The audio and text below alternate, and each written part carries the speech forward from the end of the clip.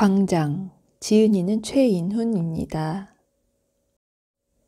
바다는 크레파스보다 진한 푸르고 육중한 비늘을 무겁게 뒤채면서 숨쉬고 있었다.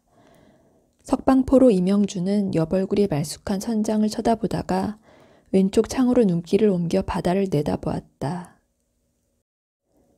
석방포로를 실은 3,000톤급 인도배 타고르호는 동지나 해의 공기를 헤치며 중립국을 향해 미끄러져 가고 있었다. 이명주는 철저한 공산주의자 이형도의 아들이다. 이형도는 박헌영과 더불어 남로당을 조직해서 활동하다가 이북으로 갔다. 그는 친구의 집에서 기숙하며 대학 철학과에 적을 두고 있었다. 비록 아버지가 올북하기는 했으나 이명주는 이데올로기에 대해 무관심했고 은행 지점장의 딸인 윤혜와 교제하고 있었다. 그러나 이데올로기로 대치되어 있는 남북 상황은 이명준을 그대로 내버려 두지 않았다. 이북에서 요직을 차지하고 있는 그의 아버지가 평양 방송을 통해 자주 비방하고 공격하는 방송을 하게 되자 이명준은 사찰계 취조실에 불려가서 고문을 당하게 되었다. 이명준이 철학과를 다닌다고 하자 취조가는 "그래, 철학과면 마르크스 철학도 알겠군" 하며 명준의 얼굴에 주먹질을 했다. 이런 일이 있은 후 명준은 세상이 싫어졌고 자포자기하는 심정이 되고 말았다. 이명준은 인천에 있는 여자친구 윤혜를 찾아가 그녀의 집에 묵으면서 바닷가를 배회하곤 했다. 그러다가 어느 날 어느 뱃사람의 주선으로 이상적인 사회를 기대하며 북으로 갔다. 이명준의 부친은 이북에서 선전 책임자로 있었다. 아버지는 새 장가를 들었고 정원이 있는 아담한 적상 가옥에 살고 있었다. 이명준은 아버지의 추천으로 노동신문 편집부 기자가 되었다. 그러나 거기에서 이명준이 본 것은 위선과 독선이요, 치사한 아첨과 비굴뿐이었다. 그는 아버지에게 자신의 감정을 폭발시켰다. 이게 무슨 인민의 공화국입니까? 이게 무슨 인민의 소비에트입니까? 이게 무슨 인민의 나라입니까? 제가 남한을 탈출한 건 이런 사회로 오려던 게 아닙니다. 이명준이 볼 때 북한에는 혁명은 없고 혁명의 화성만 남아있을 뿐이었다.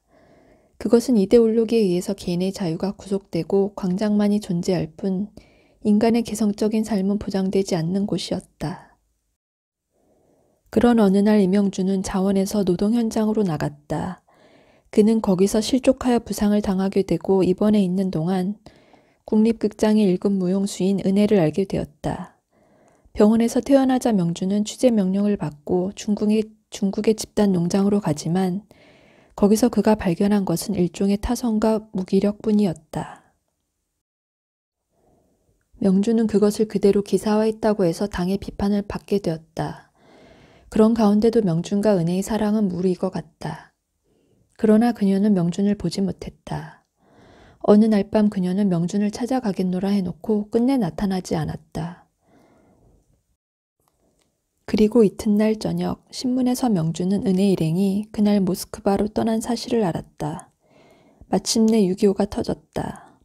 명준은 군간 신분으로 서울에 와서 우익 사상범을 다루던 중 옛날 자기 집의 생활을 보살펴준 바 있는 태식을 만났다.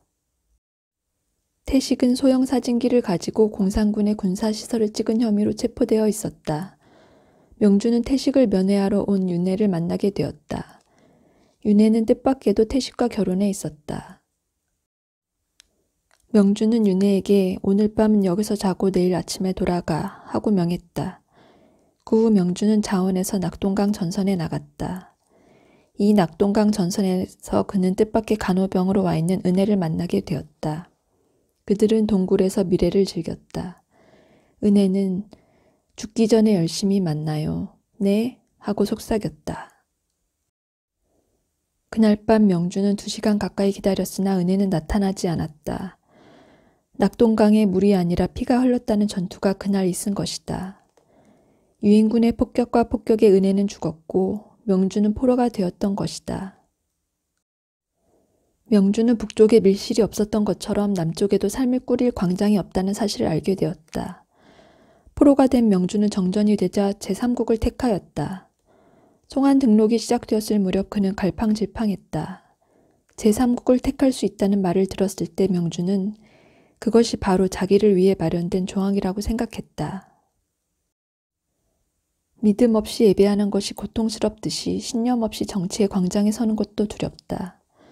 북과 남 양측의 설득자들은 서로 제 나라를 택하라고 권유했지만 명주는 끝내 남한도 북한도 택하지 않았다. 중립국으로 가는 인도 선박 타고르호에 올라탔고 평소 익힌 영어 덕으로 통역일을 보게 되었다. 그리고 그동안의 친해진 선장과 스스럼 없는 이야기를 주고받는 사이가 되었다. 이명주는 제3국을 향해 가는 배의 갑판 위에서 심한 고독을 느꼈다. 그는 바다를 푸른 광장이라고 생각했다. 그날 밤 명준이 탄 배에 한 명의 실종자가 생겼다. 그 실종자는 미스터리라고 했다.